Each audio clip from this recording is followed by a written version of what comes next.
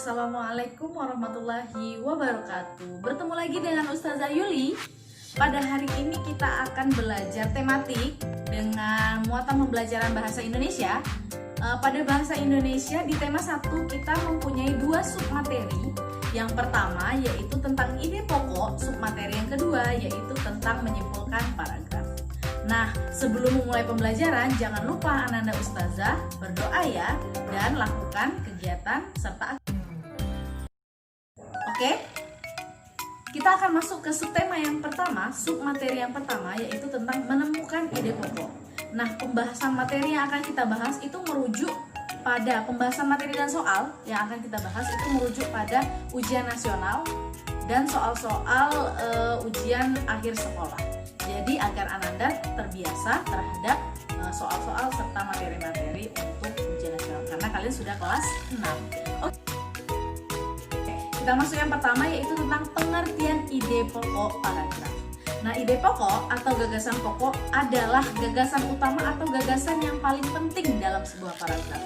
Nah, perlu Ananda semua ketahui bahwa ide pokok itu terdapat pada kalimat utama. Sekali lagi, Ustazah jelaskan ya, ide pokok terdapat pada kalimat utama. Jadi, kalimat utama itu berisi ide pokok sehingga Ananda Ustazah tidak terbalik-balik lagi. Kalimat utama itu ide pokok atau bukan. Jadi beda ya, kalimat utama itu terdapat ide pokok di dalamnya. Ide pokok terdapat pada kalimat utama. Sudah paham? Oke, kita lanjutkan ya. Ide pokok dan kalimat utama itu berfungsi untuk memberitahu pembaca tentang apa sih yang diperbincangkan di dalam paragraf tersebut.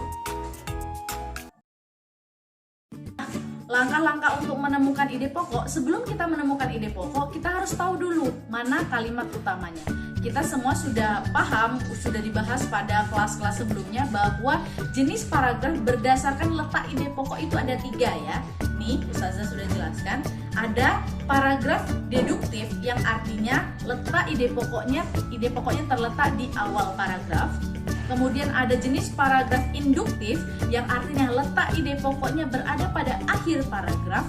Kemudian itu ada paragraf campuran yang artinya ide pokoknya terletak di awal serta di akhir paragraf. Oke, jadi sebelum kita menemukan ide pokok, kita harus tahu dulu kalimat utamanya ada di mana dan apa saja sih ciri-ciri dari kalimat utama. Ustazah akan paparkan ada 3 ciri-ciri dari kalimat utama.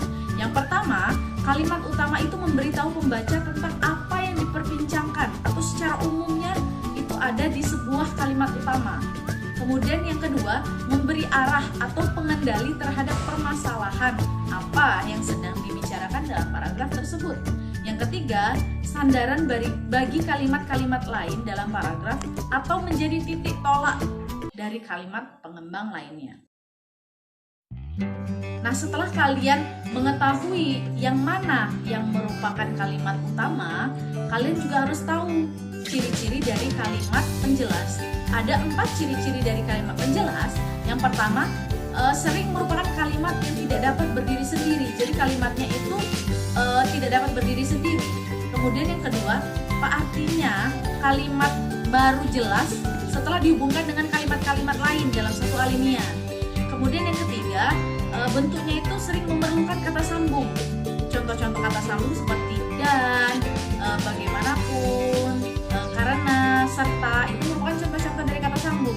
Jadi ketika ada kata sambung, itu berarti sudah fix atau sudah pasti itu kalimat penjelas. Dan yang keempat, isinya berupa rincian seperti keterangan, contoh, dan data-data lain yang biasanya sebagai kalimat pendukung dalam paragraf tersebut. Nah, contohnya seperti ini. Kalimat utamanya sudah kalian cari, itu sikap kritis masyarakat terhadap layanan kesehatan yang diberikan oleh tenaga medis masih sangat diperlukan. Nah, inti dari kalimat itu bisa sikap kritis terhadap layanan kesehatan diperlukan atau sikap kritis diperlukan terhadap layanan kesehatan.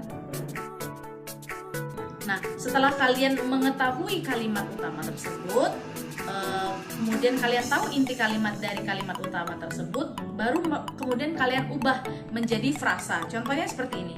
Inti kalimat dari yang sudah kita bahas tadi, sikap kritis diperlukan terhadap layanan kesehatan. Kemudian baru bisa kita simpulkan ide pokok dalam paragraf tersebut adalah perlunya sikap kritis terhadap layanan kesehatan. Nah, seperti itu adalah gambaran bagaimana cara kita menentukan ide pokok dalam sebuah paragraf.